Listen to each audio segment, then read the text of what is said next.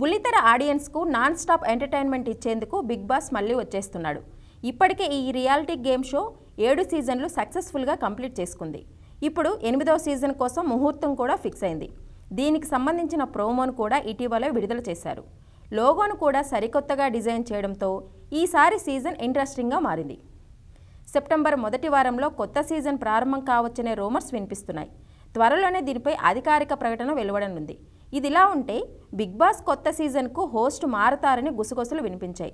అక్కినేని నాగార్జున స్థానంలో మరొక star hero big బాస్ను నడిపిస్తాడనే వార్తలు హల్చల్ చేశాయి.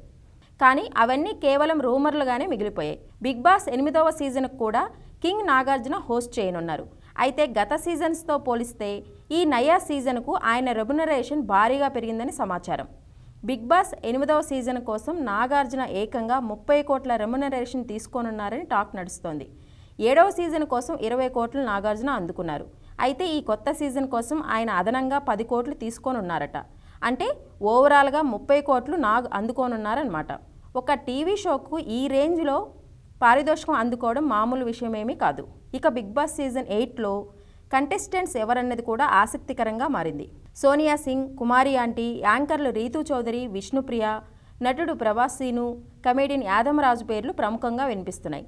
అలాగే యూట్యూబర్లు బంచిక్ బబ్లు, అనిల్ గీలా, అలీ సోదరుడు కయూమ్ కూడా హౌస్లోకి అడుగుపెట్టే అవకాశాలు ఉన్నాయని తెలుస్తోంది.